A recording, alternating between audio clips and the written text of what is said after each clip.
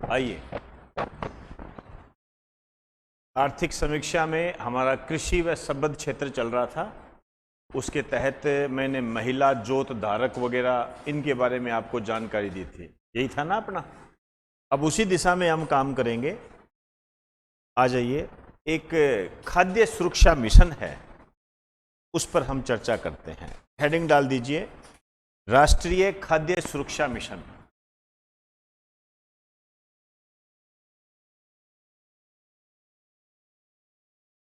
राष्ट्रीय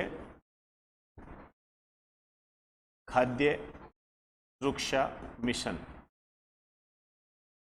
national food security mission, राष्ट्रीय खाद्य सुरक्षा मिशन।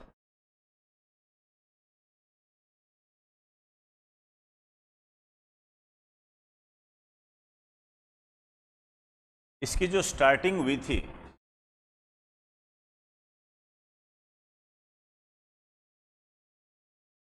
2007-8 में,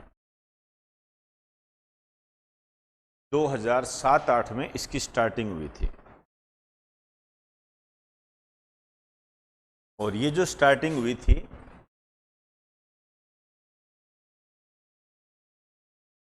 केंद्र सरकार के द्वारा,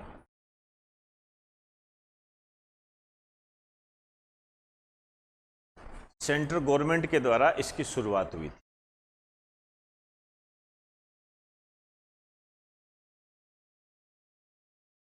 ठीक, तो 100% किसका क्राइटेरिया रखा गया? सेंट्रल गवर्नमेंट का। लेकिन 2015-16 में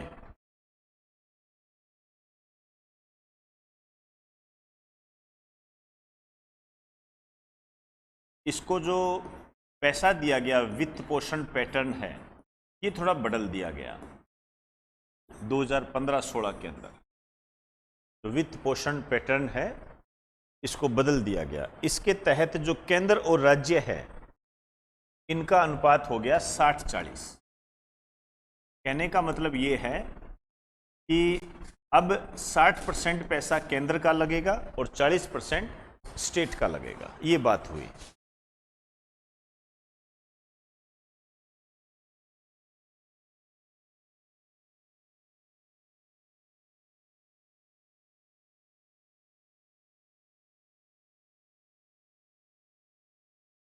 और ये जो लागू हुआ गेहूं व दलहन पर,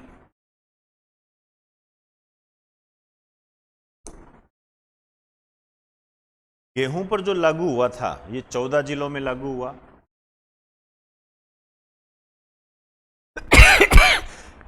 सॉरी,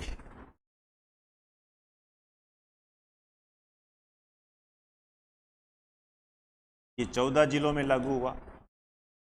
और दलहन पर जो ये लागू हुआ था ये संपूर्ण जिलों में लागू हुआ।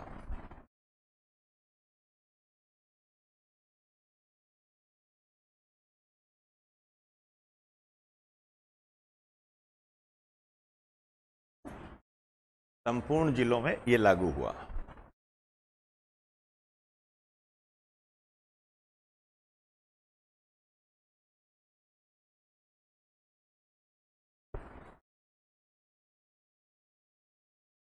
क्या करते थे इसके अंदर? ये एक तो इसमें ये किया गया, प्रमाणित बीजों का वितरण किया गया।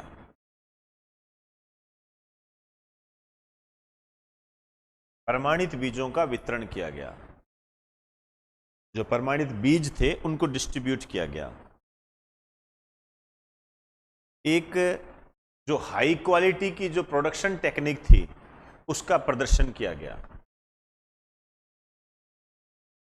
उन्नत उत्पादन तकनीक का प्रदर्शन, ये किया गया। उन्नत उत्पादन तकनीक का प्रदर्शन, ये किया गया। जैविक खाद उपलब्ध करवाई गई। गोबर वगैरह होते हैं, केंचुए की खाद वगैरह, ऐसा इसको प्रोत्साहित किया गया। कृषि यंत्र उपलब्ध करवाए गए। कृषि यंत्र जो होते हैं उनको उपलब्ध करवाया गया।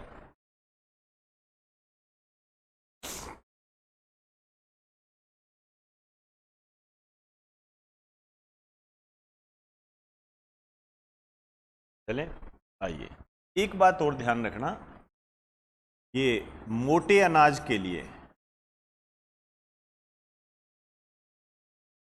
मोटे अनाज पर ये 12 जिलों में लागू हुई। इसको और ऐड करो, मोटे अनाज ये 12 जिलों में लागू हुई।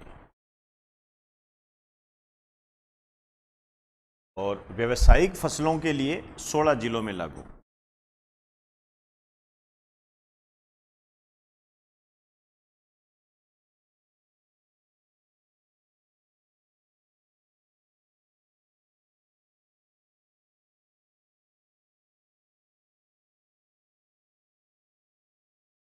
सोलह जिलों में लागू।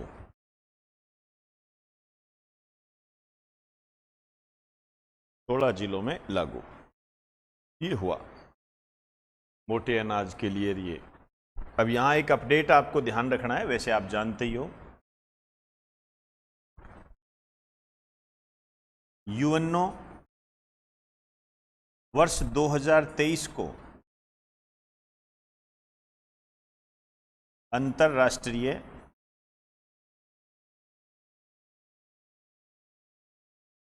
मोटा अनाज वर्ष के रूप में मना रहा है।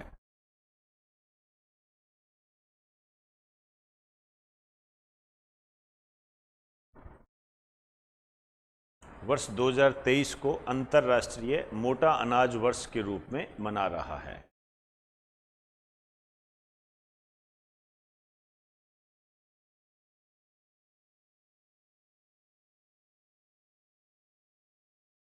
ये है जी आपका राष्ट्रीय खाद्य सुरक्षा मिशन। कई बार पूछ लिया जाता है, ये आता है एग्जाम के अंदर। ये तो गेहूं को शामिल किया गया, दलहन पर, इन सब पर जो लागू किए गए अलग अलग क्राइटेरिया है। ये मोटा अनाज पर 12 जिलों में लागू है, क्योंकि ऑब्वियसली बात है ये वहीं लागू किया जाएगा जहां पर ये फसलें होगी। पूरे में तो लागू करने की देखिए आवश्यकता होती नहीं है, और लागू करके कर क्या लेंगे जब वहां की जमीन और जलवायु उसके लायक ही नहीं है, तो फिर क्या फायदा। तो ये है सारा क्राइटेरिया। अब एक अधिनियम है, उस पर मैं बात करूंगा। स्टार डाल के लिखिए, राष्ट्रीय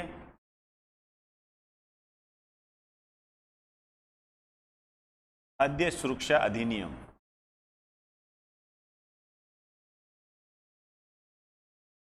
2013।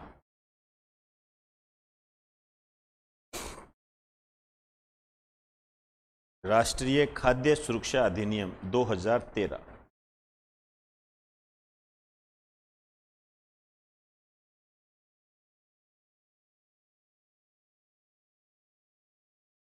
चलिए, नाम से देखो, फूड सिक्योरिटी एक्ट है, ये 2013 का है। कई बार तो यही पूछ लेते हैं कब लागू हुआ था ये। तो इसमें एक लाइन लिखिए, लिखिए इसके तहत,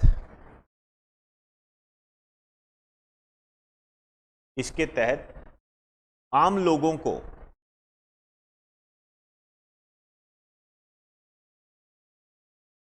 इसके तहत आम लोगों को सस्ती दरों पर, इसके तहत आम लोगों को सस्ती दरों पर खाद्यान्न उपलब्ध करवाकर, खाद्यान्न उपलब्ध करवाकर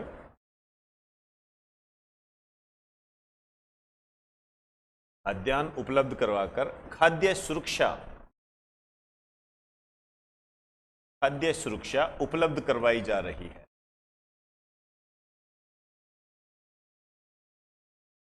खाद्य सुरक्षा उपलब्ध करवाई जा रही है।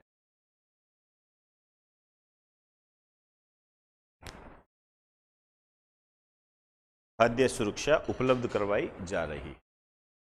तो फूड सिक्योरिटी इसमें उपलब्ध करवाई जा रही। एक लाइन और लिखो नीचे, दो कैटेगरी है इसकी, या ऐसे लिखो सीधी, ज़्यादा लंबी चौड़ी लाइन मत बनाओ। दो कैटेगरी बनाई गई है इसकी।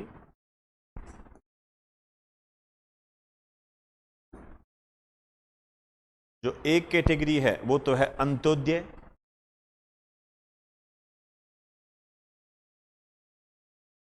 अंत्योदय, कभी नाम सुना होगा अंत्योदय योजना, होता है ना अंत्योदय। अंत्योदय के नीचे लिखो, इसके तहत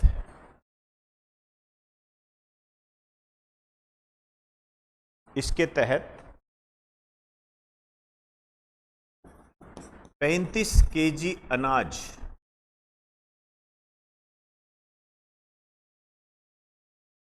प्रति परिवार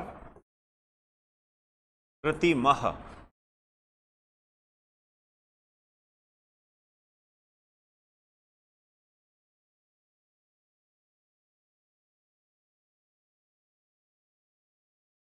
उपलब्ध करवाया जा रहा है।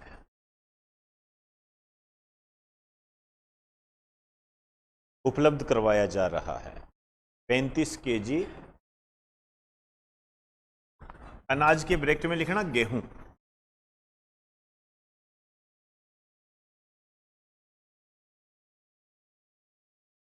पैंतीस केजी अनाज प्रति परिवार प्रति माह उपलब्ध करवाया जा रहा है। यहां पे लिखिए अन्य प्राथमिक परिवार,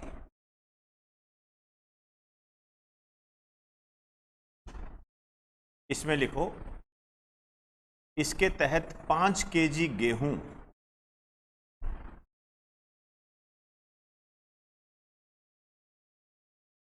प्रति परिवार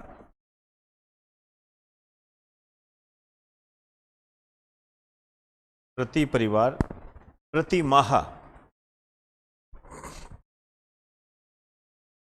परिवार की जगह व्यक्ति करो, इसके तहत 5 केजी गेहूं प्रति व्यक्ति प्रति माह उपलब्ध करवाया जा रहा है।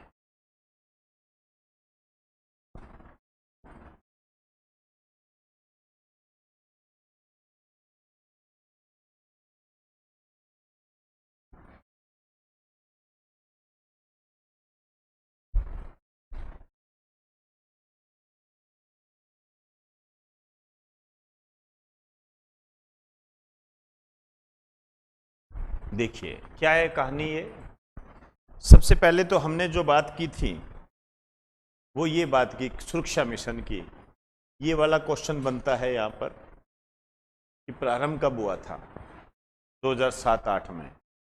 शुरू में तो यह सेंट्रल गवर्नमेंट का प्रोजेक्ट था, बाद में यहाँ पर सेंटर और राज्य में यह डिवाइडेशन कर दिया गया भाई 60% पैसा सेंटर देगा, 40% पैसा राज्य देंगे।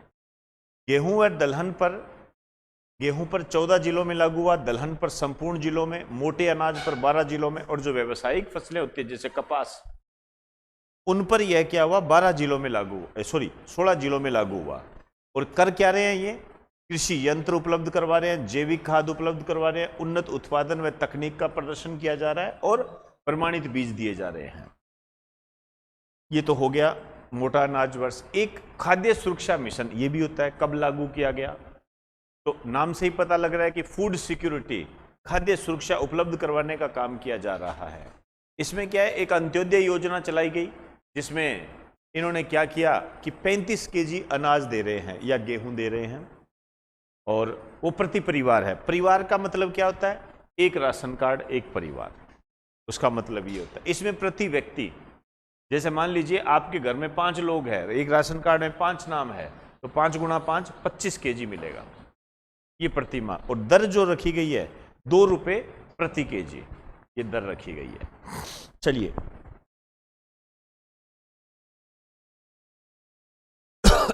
आइए, अब आइए हेडिंग डाल दीजिए राष्ट्रीय तिलहन व ऑयल पाम मिशन।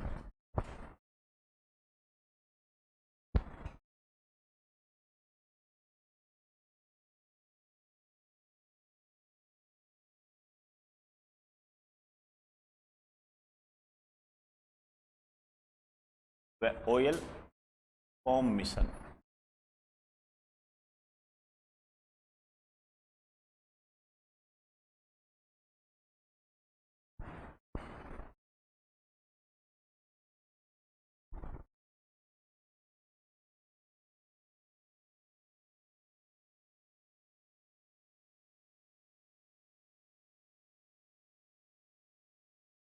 वैसे तो देखिए नाम से ही पता लग रहा है, तिलहनी जो फसलें हैं इनमें सुधार कर कर राज्य को आत्मनिर्भर बनाना। लिख दीजिए, उद्देश्य में लिखो, इसके तहत तिलहनी फसलों में, इसके तहत तिलहनी फसलों में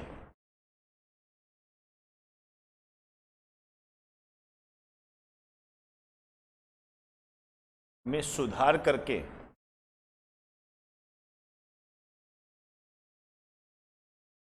राज्य को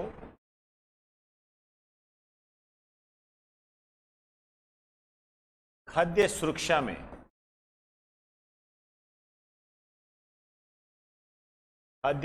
में आत्मनिर्भर बनाने का लक्ष्य रखा गया है।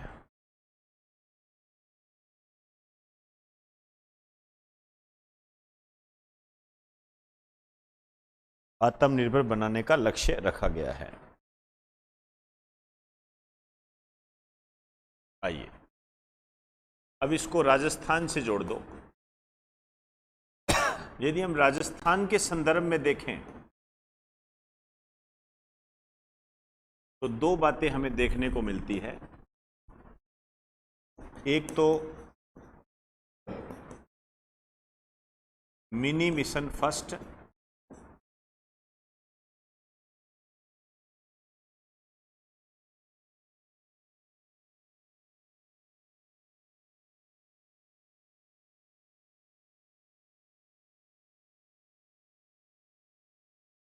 दूसरा है मिनी मिशन सेकंड। ये जो मिनी मिशन फर्स्ट है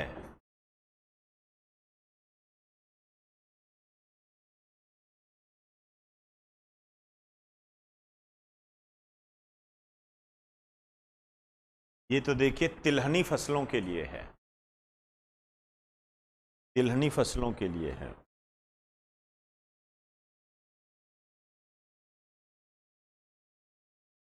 और ये जो है वृक्ष जनित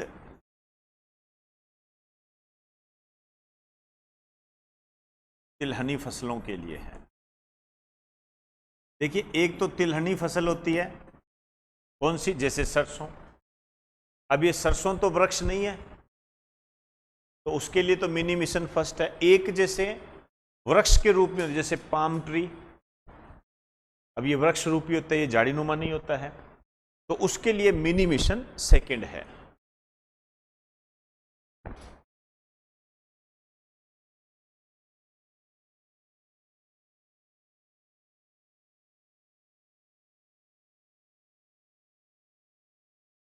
अब इसमें क्या क्या कार्यक्रम कर रहे हैं?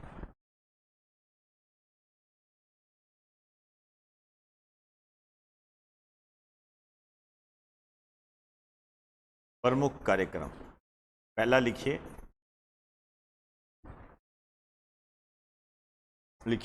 प्रमाणित बीज का उत्पादन व वितरण।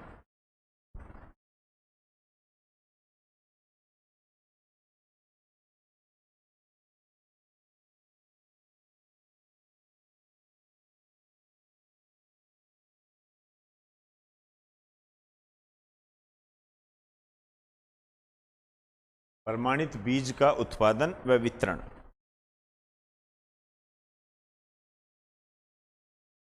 दूसरा है पौध संरक्षण रसायन व उपकरण। मतलब जो हमारी फसल है उसको रसायनों के माध्यम से, उपकरणों के माध्यम से हमें सुरक्षित करना है, ये सुनिश्चित किया गया। पौध संरक्षण।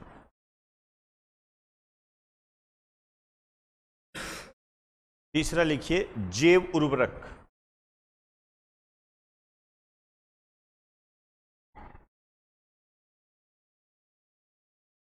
Bio fertiliser.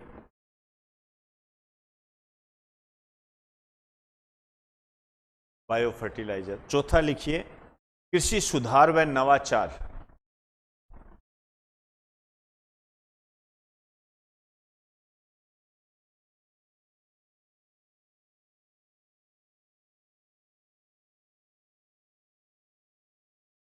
कृषि सुधार व नवाचार।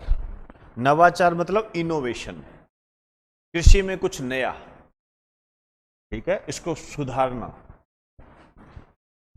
नेक्स्ट लिखिए फवारा सेट व कृषक प्रशिक्षण।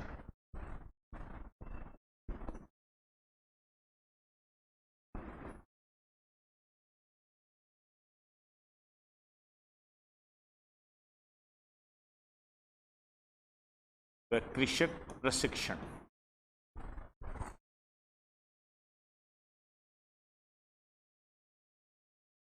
फवारा सेट व कृषक प्रशिक्षण। चलिए अब ये तो हो गया इसके कार्यक्रम, और इसमें जो केंद्र और राज्य का वित्त पोषण है ये 60-40 में है। राष्ट्रीय खाद्य सुरक्षा मिशन में भी यही है 2015-16 के बाद में 60-40 ये क्राइटेरिया है इसका।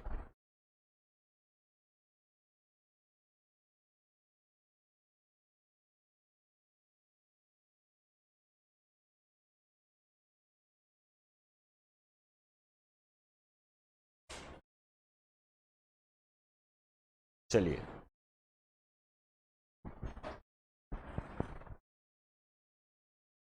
अब आइए हेडिंग डाल दीजिए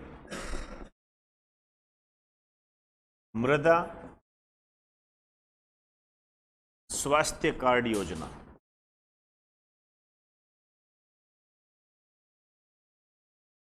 मृदा स्वास्थ्य कार्ड योजना, सोइल हेल्थ कार्ड स्कीम।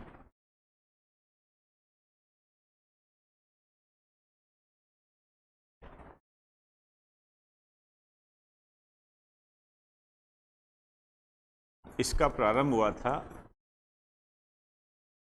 फरवरी 2015 में,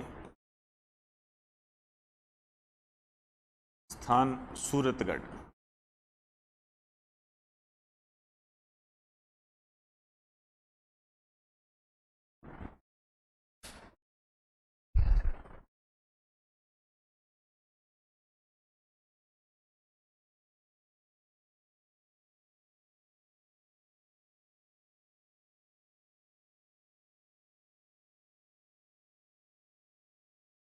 चलिए देखिए क्या है ये।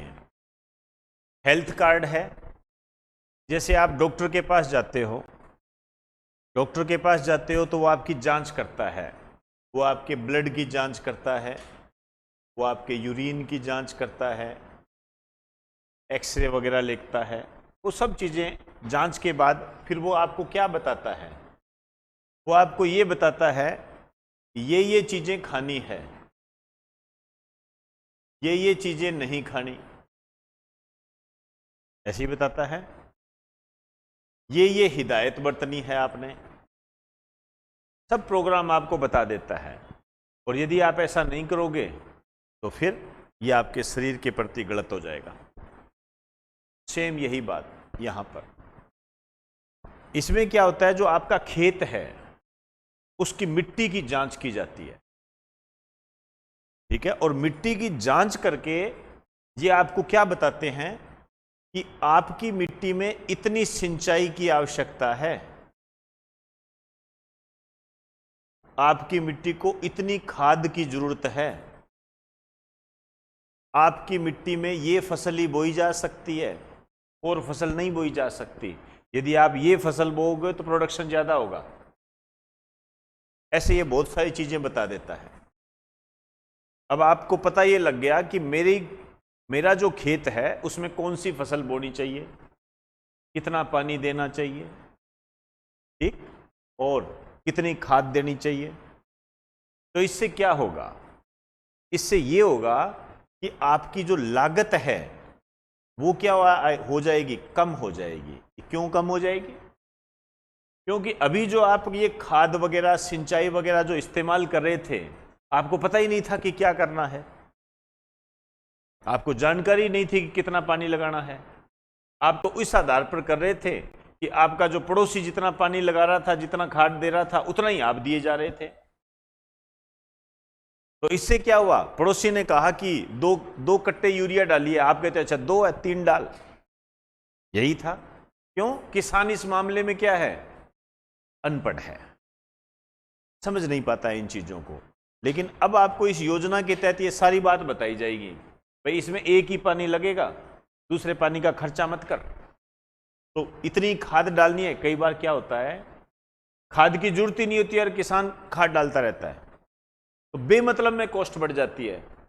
अब यदि लागत कम होगी तो ऑब्वियसली बात है किसानों की इनकम कैसी होगी, ज्यादा होगी, क्योंकि किसानों की इनकम को लागत कम करके ज्यादा किया जा सकता है। ठीक, चलिए जी लिख दीजिए। इसमें मिट्टी का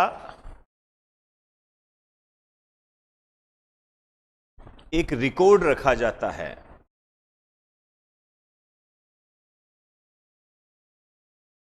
मिट्टी का एक रिकॉर्ड रखा जाता है, जैसे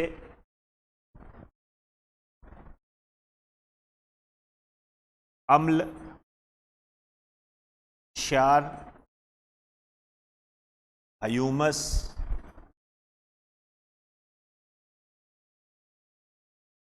खनिज की मात्रा, ये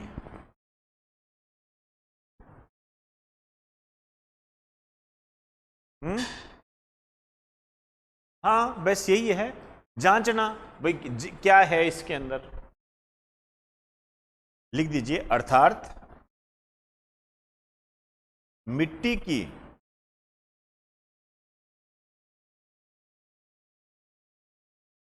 की क्वालिटी को पहचान कर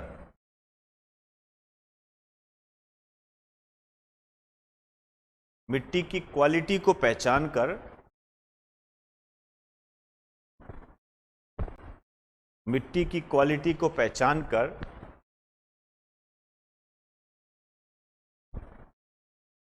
निम्न निर्धारण किए जाते हैं।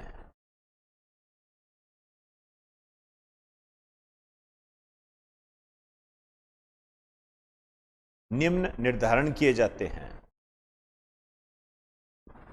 पहला लिखो,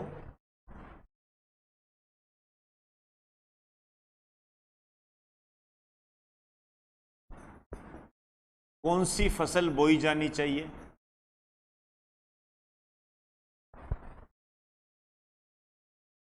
कौन सी फसल बोई जानी चाहिए। दूसरा लिखो, कितनी खाद की आवश्यकता है।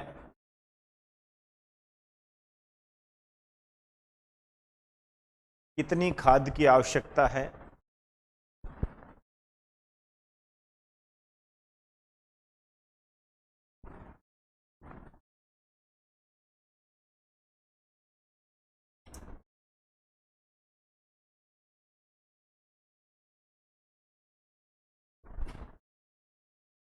तीसरा लिखिए,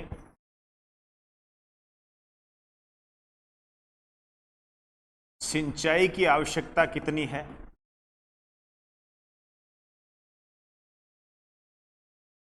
सिंचाई की आवश्यकता कितनी है।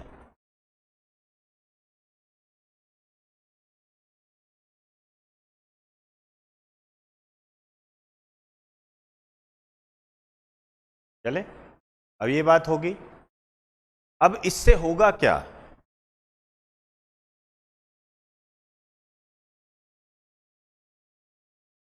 इससे क्या होगा आपके सामने है। किसानों की लागत कैसी होगी, कम। प्रोडक्शन कैसा होगा, ज्यादा। क्योंकि जब आपको ये पता लग गया कि जो हम ये फसल बोएंगे तो ज़्यादा उत्पादन होगा, क्योंकि हमारी मिट्टी बनी इसके लिए है। भाई आपके लिए कोई कह दे कि ये तो ग्रुप डी के लिए ही बना है, तो ग्रुप डी के पीछे पड़ जाओ। आपका इंटरव्यू लेके, होते हैं ना कई बार, एनालाइज करके बताया जाता है कि आप कौन सी तैयारी करें, होता है ये। तो उस दिशा में यदि आप सही पकड़ हो जाए तो हो सकता है जल्दी कामयाबी मिल जाए। नहीं तो हम कहते हैं हर किसी की तैयारी में लग जाते हैं और कहते हैं कि मेरा दोस्त तैयारी कर रहा है मैं भी कर लूं, ऐसे तो बात नहीं बनती। तो वो है ये। तो इससे किसानों की आय कैसी होगी? ज्यादा होगी।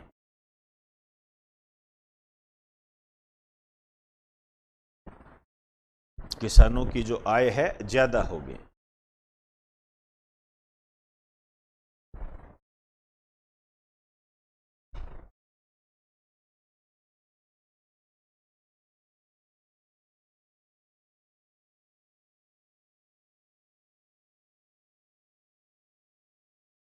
चले बताओ, यूरिया डालने से, यदि रासायनिक खाद डालते हैं तो फिर इससे प्रोडक्शन ज्यादा होता है या कम होता है? हैं? ज्यादा होता है। ठीक है, आइए मेरे पास कुछ आंकड़े हैं, मैं उनकी बात करना चाहूंगा। संबंधित आंकड़े।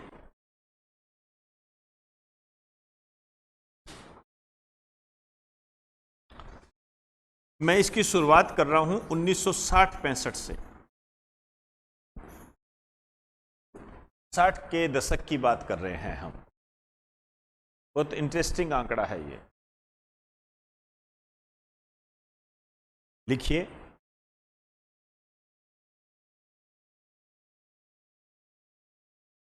यहां पर लिखिए, किसी जमीन में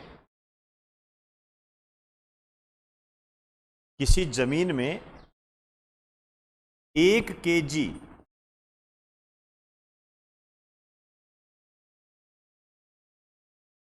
केजी रासायनिक खाद डालने पर 1 केजी रासायनिक खाद डालने पर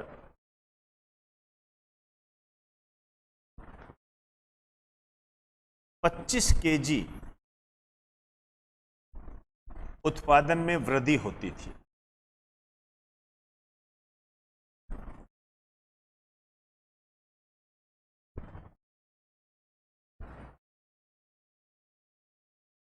एक केजी रासायनिक खाद डाली, कितना प्रोडक्शन बढ़ा? 25 केजी। 1975-80 में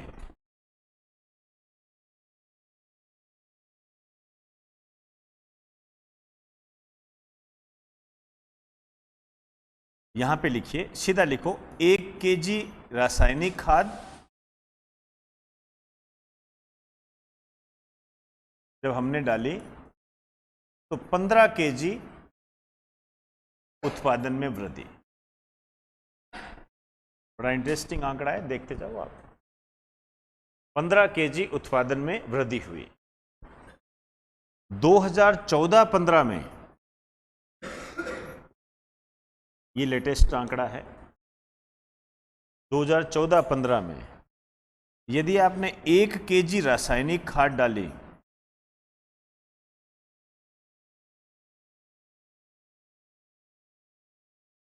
तो 4 केजी उत्पादन में वृद्धि हुई।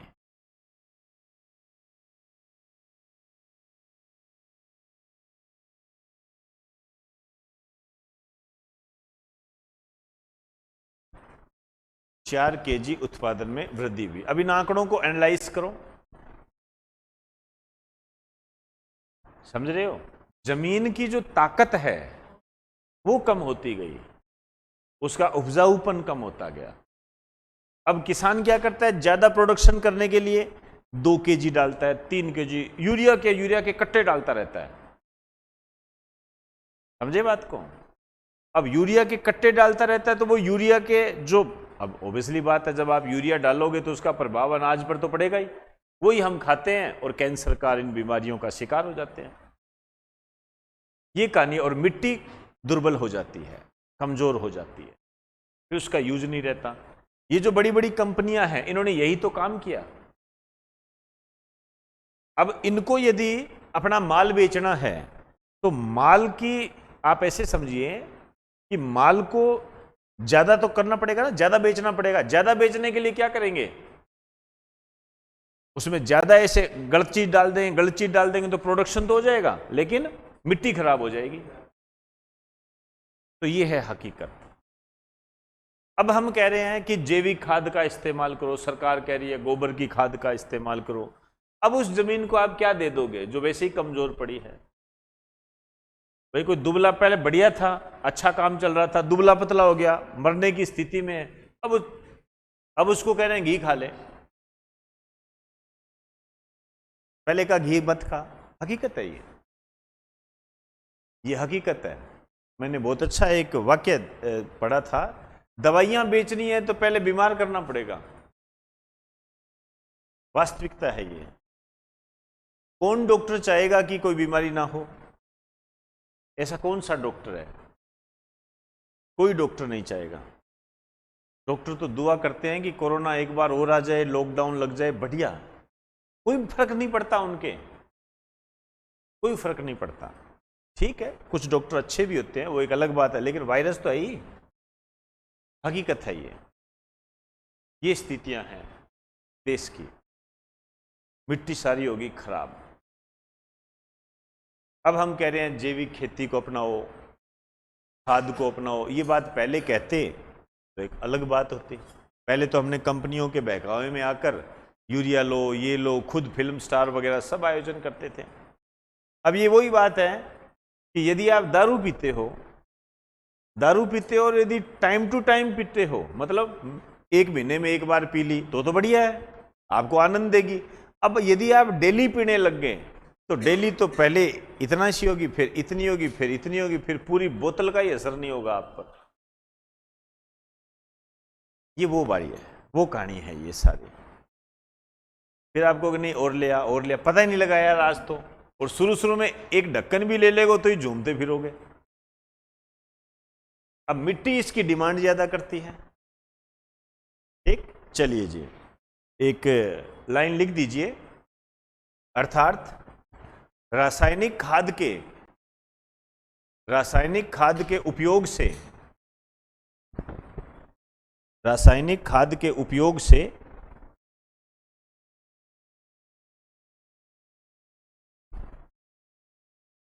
रासायनिक खाद के उपयोग से मिट्टी के उपजाऊपन में, मिट्टी के उपजाऊपन में कमी आ रही है।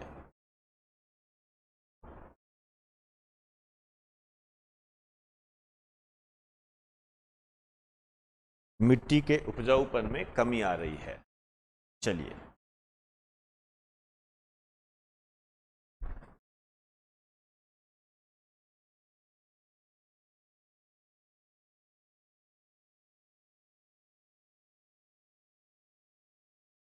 अब हेडिंग डाल दीजिए,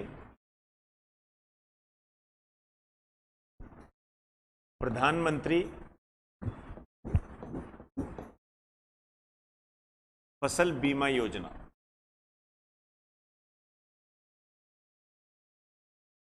प्रधानमंत्री फसल बीमा योजना।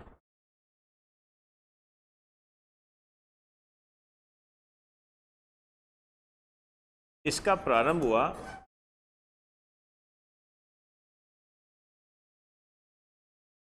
13 जनवरी 2016 को। 13 जनवरी 2016 को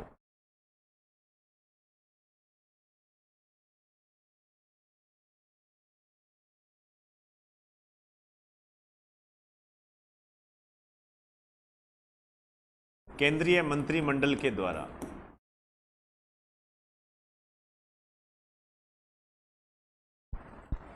ऐसा नहीं है कि ये पहली बार लाई गई,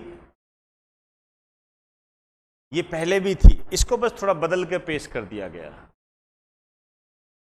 लिख दीजिए 2010 की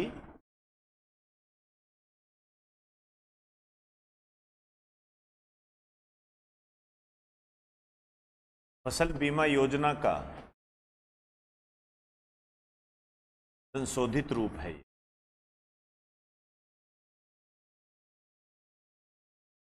2010 की फसल बीमा योजना का संशोधित रूप है ये।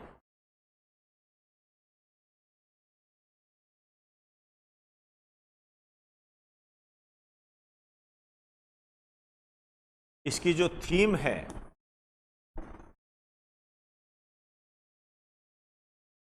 One nation one scheme, one nation one scheme, और इसमें जो केंद्र और राज्य का परसेंटेज है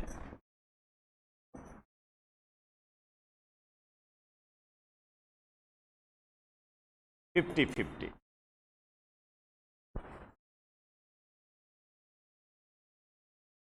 केंद्र और राज्य का जो परसेंटेज है 50-50।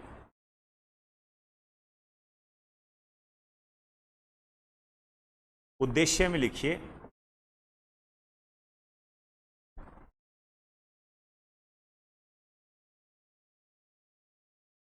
आराम से लिखना इसको।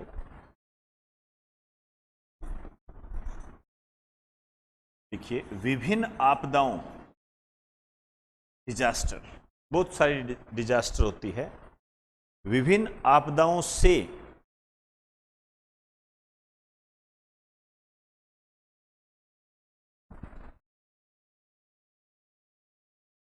कृषिगत उत्पादन में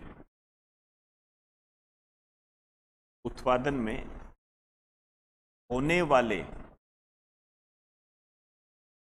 वाले नुकसान की भरपाई करना।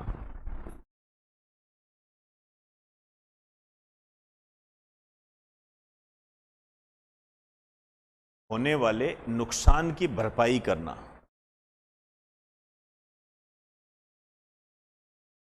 बस इसमें जो अलग था वो यही है,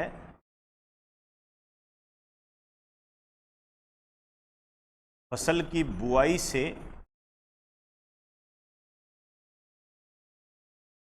कटाई तक की सुरक्षा।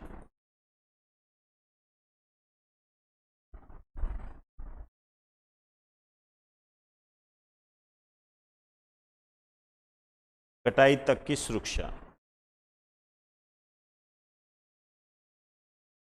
एक तो ये है। एक और खास बात है,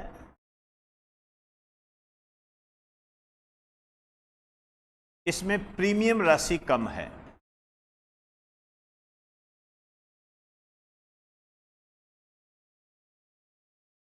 इसमें जो प्रीमियम राशि है वो कम है।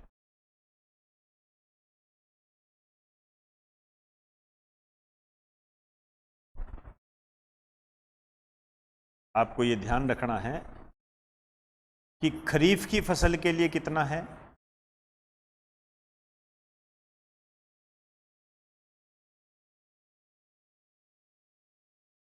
रबी की फसल के लिए कितना है,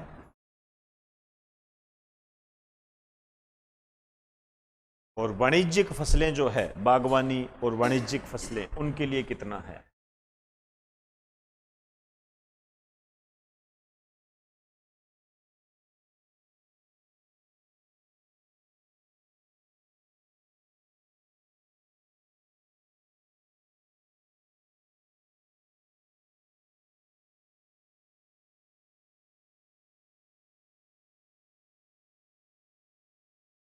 खरीफ की फसल के लिए है बीमित राशि का 2%।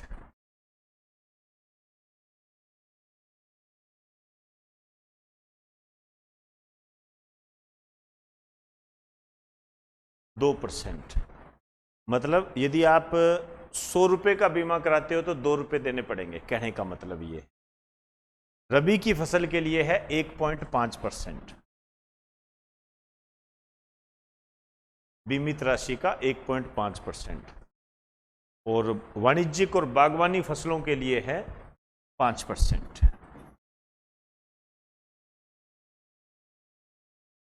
ये है सारी कहानी। ये थोड़ा सा ध्यान दे देना। ये इसकी थीम है वन नेशन वन स्कीम। वैसे ज्यादातर आपको बता दूं ये चीजें इंपॉर्टेंट होती हैं, प्रारंभ वगैरह ये ज्यादा पूछे जाते हैं। आपके एग्जाम की दृष्टि से कहें तो। और जब कठिन से कठिन बनाएगा तो ये वाला पोर्शन आ जाएगा। क्लियर? तो आज की क्लास में इतनी ही बात करेंगे।